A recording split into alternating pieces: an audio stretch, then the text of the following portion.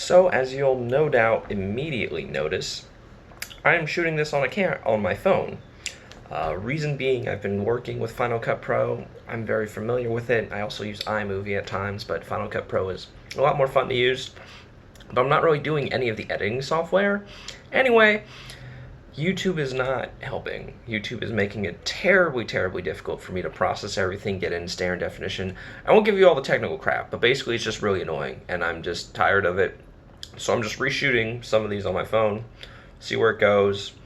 But I already knew what I wanted to say on this one, so we'll see how long this goes. But Rich has suggested that I do teams that I like, and I alternate them with teams that I don't. So today, funny enough, I'll take that advice and I'm going to do your team, Rich, because I did not love your draft. So we'll get into it with McCaffrey. So, first pick, second overall pick in the draft. You went out, easy selection. You got Christian McCaffrey. So, I mean, I can't really argue with it. I'm sure everyone other than myself probably in the league had him as the number one player on their board. He had 1,300 yards receiving, 1,300 yards rushing, another 1,000 yards receiving. He had 19 touchdowns. He was the best player in fantasy at anything but a quarterback. He was outstanding. I mean, I can't really argue with the pick. He's been a top 3 running back the last 2 years in a row. He owns he's on the field 93% of their offensive snaps. He owns 80% of the backfield share. He led the league at his position in running back in snaps, touches, yards, touchdowns, targets, and receptions.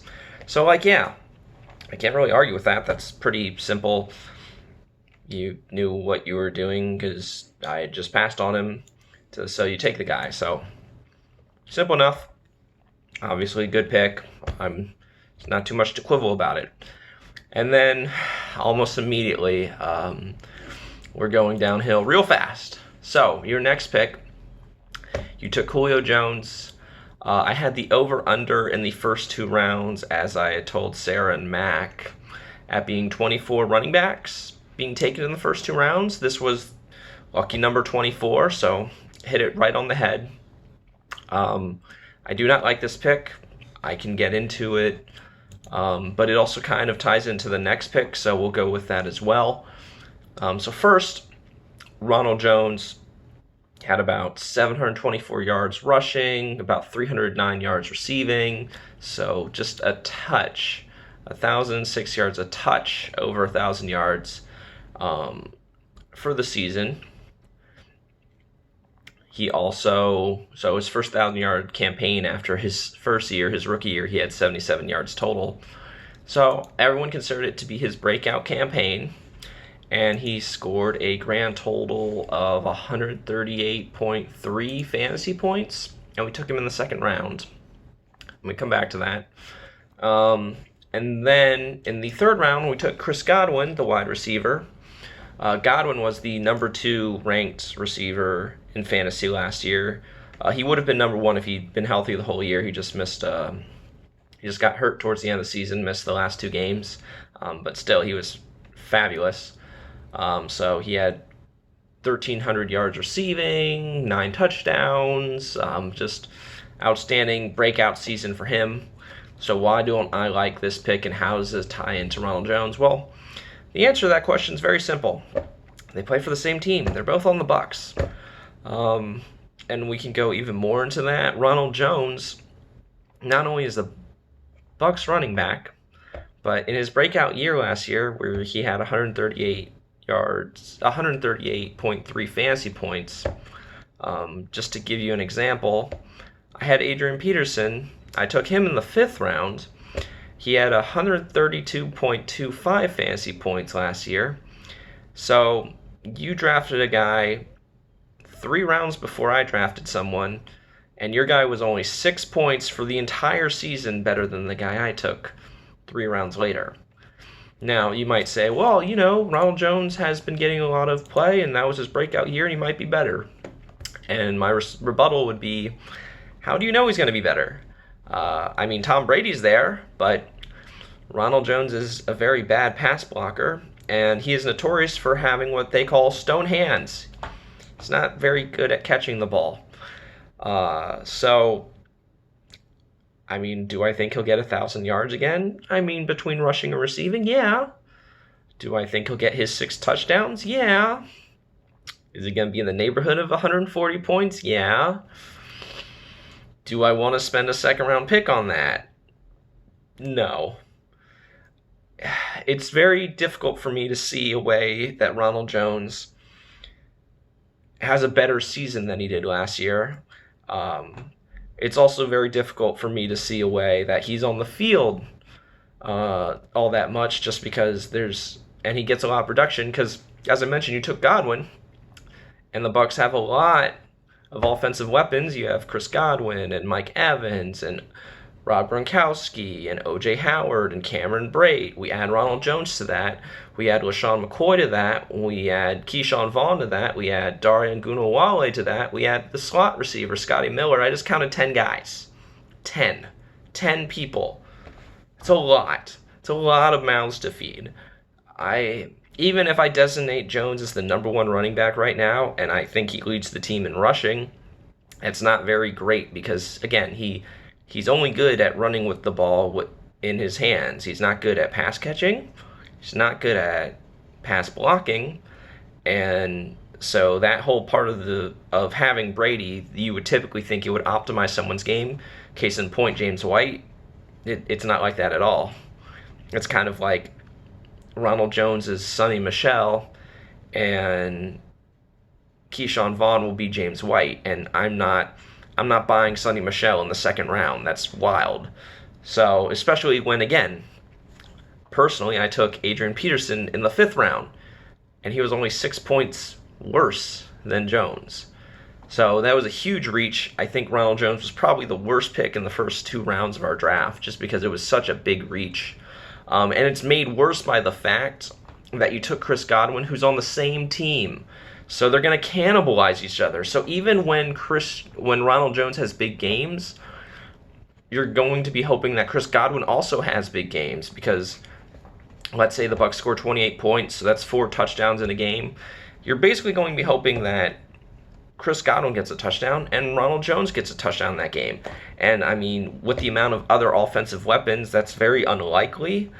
So you're tying yourself to an offense that, while I like that offense a lot because Tom Brady's there, and I think that offense will be one of the top scoring offenses in the NFL, I don't like having a running back and a receiver on the same team. It just limits the upside that I can have. And even more so, if the Bucs have an off week for whatever reason, it really hurts your chances of winning that week in fantasy. So I really don't like that. I don't like pairing a running back and a wide receiver on the same team as starters. Most veteran fantasy players don't like doing that. It just cannibalizes your team. It's not good. So I really don't. I like Chris Godwin. I think Chris Godwin will have been worth the 2nd round pick, but pairing him with Jones was a very, very bad plan. There were much better options to take. And we're going to get even more into this later on, because you kind of did the same thing later. But in the 4th round, I took Courtland Sutton. I happen to like Courtland Sutton. I think he did very well towards the end of last year. I think the Denver Broncos offense is ascending, but I also think they got a lot of more offensive weapons as well. They drafted Jerry Jeudy in the 1st round. KJ Hamler in the 3rd round. They brought in Melvin Gordon. Noah Fant was a 1st round pick last year at tight end. So unless we really believe in Drew Lock as the quarterback, being able to spread the ball around and doing really well, Courtland Sutton's not going to get the kind of volume he was getting towards the end of last year after they traded Emmanuel Sanders. He's maybe only getting 5 catches a game, and I don't love that. But I think he's the only guy. He's the number 1 options in that offense, so I do think he gets his 1,000 yards. I think he's a quality wide receiver number 2, which is exactly where he drafted him. So, while I don't love the pick, I don't mind it either. It's not a bad pick. He is worth the draft capital of a fourth round pick. So this isn't that bad as your second and third round pick or your next picks, which are your fifth and sixth round picks. So in the fifth and sixth round, you took tight end Mark Andrews, and then you took Marquise Hollywood Brown. Now on the surface, individually, I like these players. I had Mark Andrews. I traded for him last year.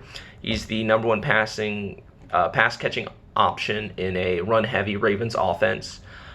He scored 10 touchdowns. I think that's a bit of a regression. He won't do as well this year, but I still think he'll get like his 850 yards or so, maybe 7 touchdowns. So he'll be a quality tight end. I think, he'll be around 4th or 5th best tight end, so not bad. Very more above average than anything else. Not elite, but above average. So I don't mind that. And I think that Marquise Brown is also ascending as well.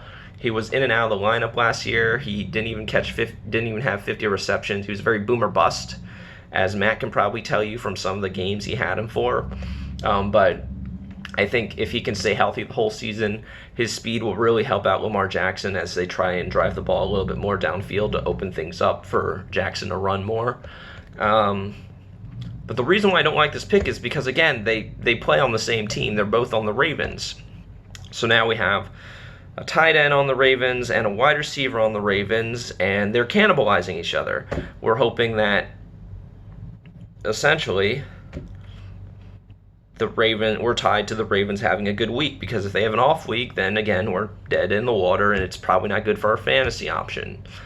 Now, your rebuttal to that might be, well, Dylan, didn't you do something similar to that? And my rebuttal would be this.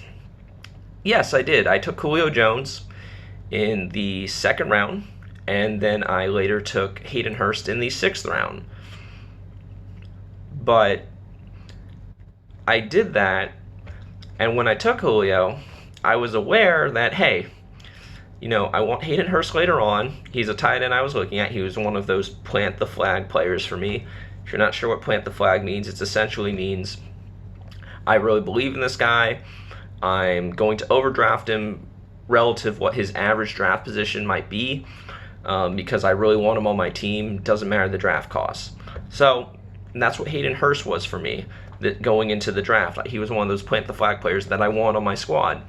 But once I picked Julio Jones, I knew that starting Julio Jones and Hayden Hurst is not ideal for my lineup, because if the Falcons have an off week again, it could really hurt me in fantasy, and the likelihood of them both doing very well in the same game is remote, even if they are a pass-heavy offense in Atlanta. So with the very next pick with Hayden Hurst, that's why I doubled up on tight end and I took Darren Waller. And I'm hoping that Hayden Hurst will break out and I can possibly trade him.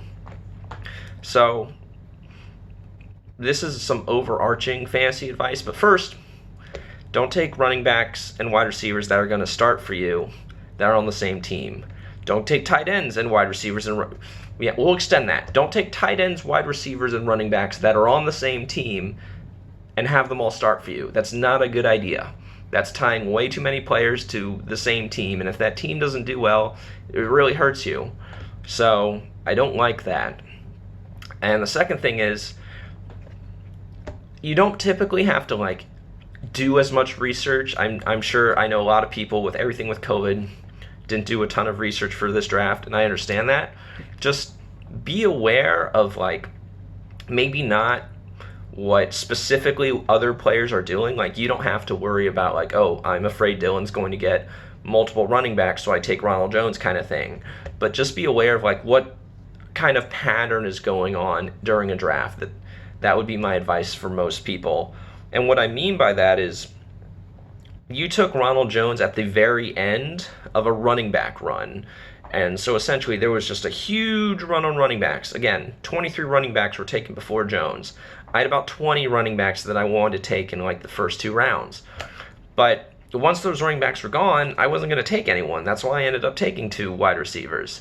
There were some rookies that I liked. I like Jonathan Taylor. I like Cam Akers. But I was very stringent. I don't want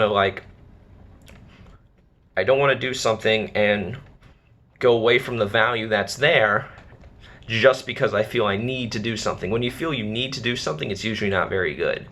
So, again, you don't have to watch specifically other teams, but just be mindful of things that are going on around you and focus on what you can do for your own team. I think it really hurt you, Rich, to take Ronald Jones in the second round. I don't think anyone in this league really believes that Ronald Jones was worth that kind of draft capital. Even if you really needed a running back, I think there were better running backs on the board. And even then, to do that overtaking some of the elite wide receivers that were there, I mean, anyone can tell you Mike Evans, Chris Godwin, DeAndre Hopkins, Tyreek Hill, Julio Jones, all of those players are better than Ronald Jones. If you offered me Ronald Jones straight up for one of those players, I would not do that deal. And that's even while knowing that running back you pay an upcharge for because you need them. I still would not do that deal. Ronald Jones hasn't really showed me anything in 2 years. I guess last year was his breakout campaign, but his breakout campaign was kind of like 34-year-old Adrian Peterson in a bad offense being only like 6 points worse than him the entire year. Like that's not a good breakout campaign. That's very ugly. So to justify that kind of draft capital for a running back like that, I don't know, man. If the upside was there, at least I could maybe get behind it like some of the rookies, but Jones has not shown anything in 2 years to show that kind of upside. So it really hurts you. And then the whole taking a tight end and wide receiver on the same team, you're just limiting yourself. I understand you want to be more well-rounded, so you did draft quality players other than Jones. I think Godwin is a very good wide receiver. I think Brown is going to be better wide receiver. I think Sutton is a good quality wide receiver. I think Mark Andrews is a quality tight end. Just, be careful. Be mindful of what you're doing. Be mindful of what's going on the board. You don't have to, go into the draft and have a set, idea of what you need and everything or players that you want, but just don't get behind on runs. Don't feel pressured. The whole reason why I like back-to-back picks and I like being towards the end of rounds is because I like that time. People like being in the middle, but I like that time to just see how a round is going and to see what kind of pattern is having. It gives me so much time to just kind of take in everything, and then I can just decide where I want to go with it. So just, be careful.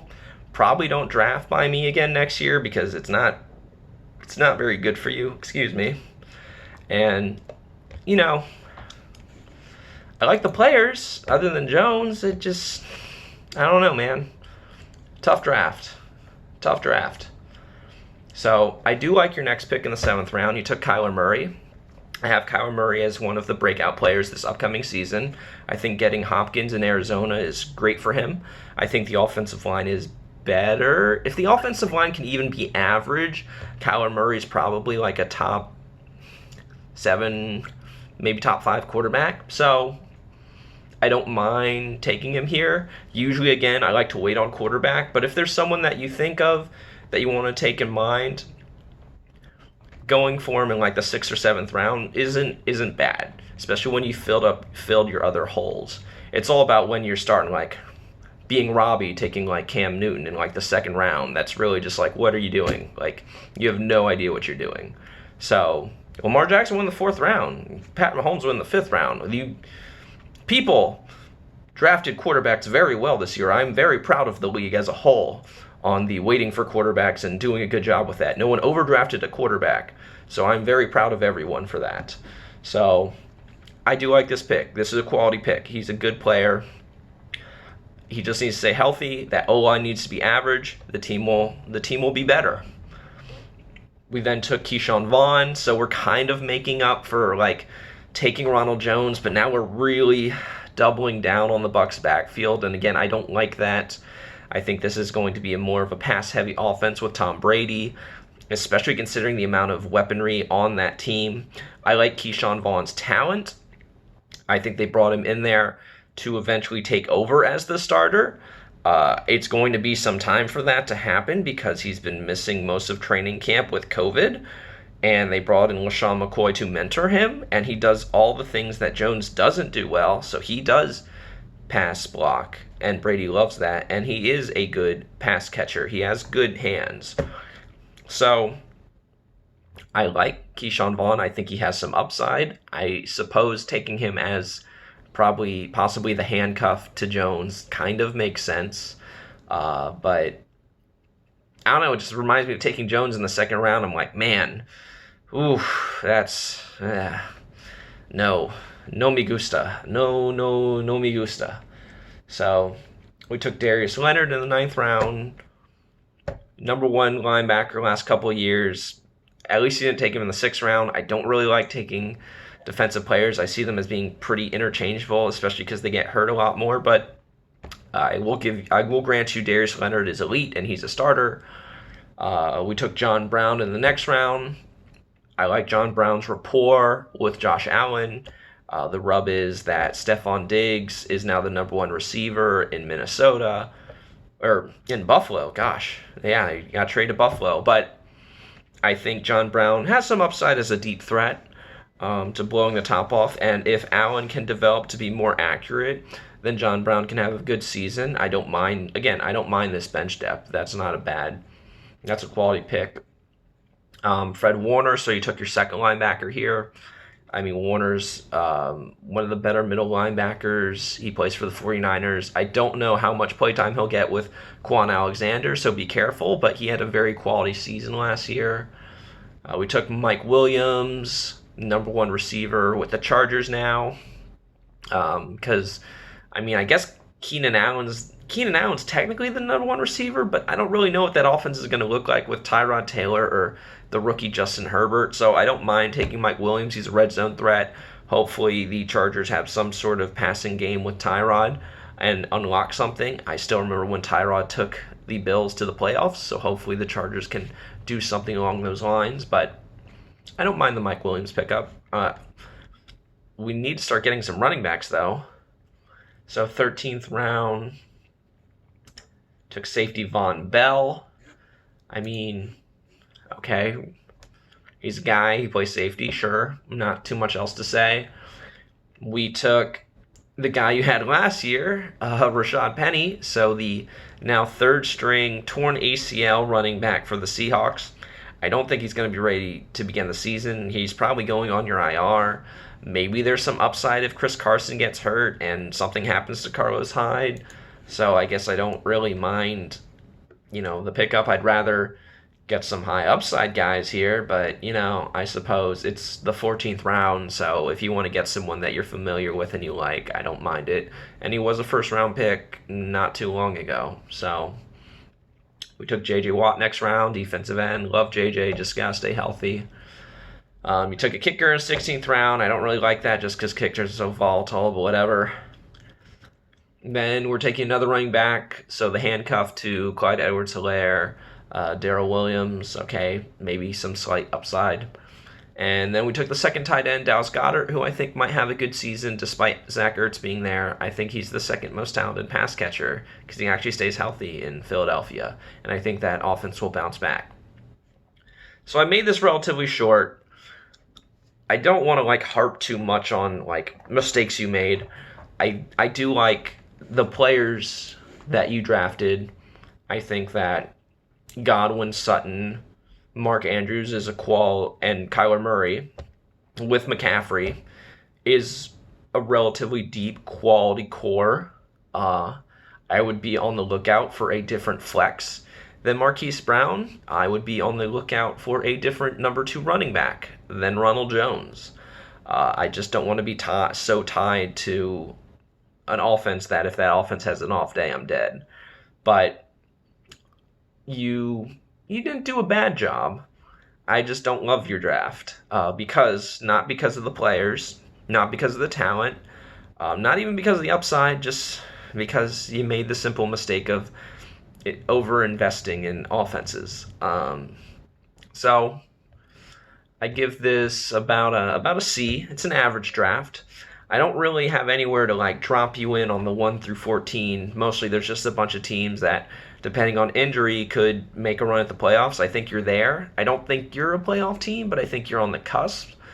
Uh, you do need. I mean, after the draft, every team in this league needs running back depth. So I'm not really gonna, harp too much on that. But I will say, you don't have to make a trade. You don't have to go seeking that out. But after like 4 weeks or so, you ought to keep in mind, it's like, hey, maybe there's like a similar player to what I have, and I can flip one of these guys like Ronald Jones or Marquise Brown for something. Like, I wouldn't mind flipping Ronald Jones for Jordan Howard. I wouldn't mind flipping Marquise Brown for, I don't know, we just did Hannah and Alex, so maybe for like Julian Edelman. I wouldn't mind that at all. So just, try to diversify the team, get different assets on different teams, make a playoff run. I think you could possibly make the playoffs. I think the team is good. If Kyler Murray has a big year, that'll get you in. So that's really good. I think I'm interested to see what Godwin does, just because, again, there's a lot of mouths to feed in New England or in Tampa. Gosh, with Tom Brady, that's so weird. Tom Brady's in Tampa. Still getting used to saying that. But I don't know. I like the team. I like the players individually. Just be careful. Again, best advice I can give you, just like anyone else's, concern yourself with only what you can control, and just keep an eye out for like ongoing patterns during the draft. Don't try and get at the end of a run and feel like, I need to go get this guy. I kind of feel like you maybe did that with Jones. You don't need to reach for players like that.